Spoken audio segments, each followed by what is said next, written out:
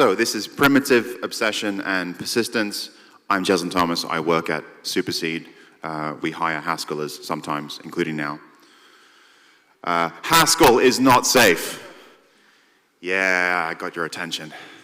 And I know that we have some Haskell gods in the room, so please nobody give John Hughes a rifle. Oh, there will be jokes and also serious statements. It's your job to tell them apart.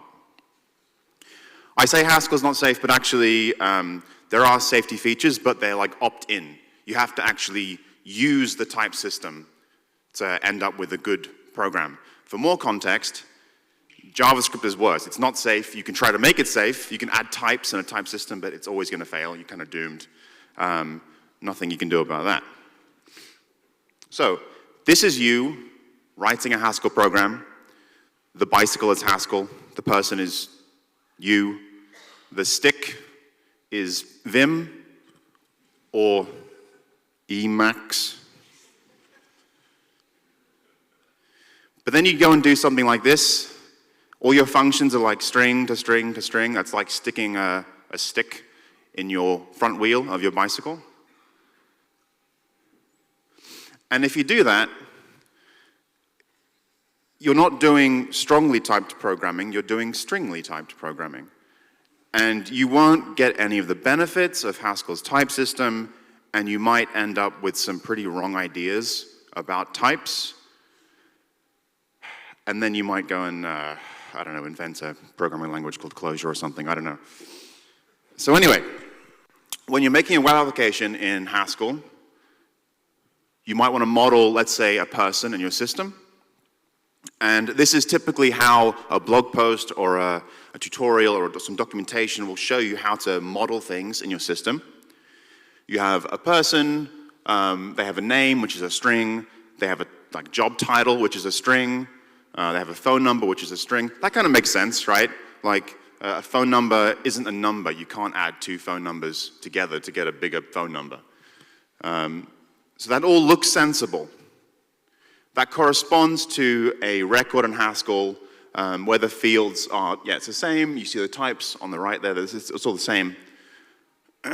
And because you're reading this from documentation, you won't really question this. You'll get like familiarity with it, and your code will end up looking like this because the documentation is authoritative, so you just kind of believe it. So this person record also corresponds to, let's say, this function which generates an HTML form where each field in the record corresponds to a text input in HTML. Because we only have like primitive types in HTML forms, right? You don't have, I mean, you have a phone number field, but it's not very good. And essentially, you just have a text field. So that all looks sensible also. And here's how you would like manually construct a person. So that person word on the left, that's a constructor, and you like apply it to 3 strings to get your full person value. But does it look familiar? Like, it's the same thing. You shouldn't be doing that. You shouldn't have like primitive values as the fields of your model. So this is kind of what it should look like. Each like thing in your model should be a real type. But then you think, okay, but then how do I get those types from my form?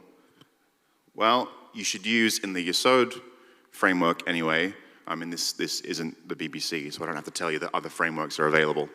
You use a function called checkmmap, which will like pass the text value that you get from the HTML form either into a real value that you actually want, the sort of narrower value. It's probably like a new type where you expose the smart constructor and make sure you only get valid types, or it fails with some error message.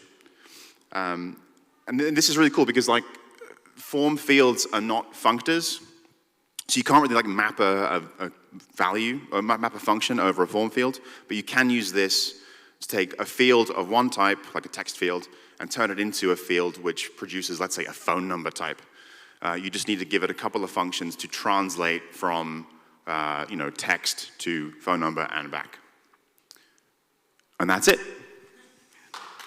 Thank you.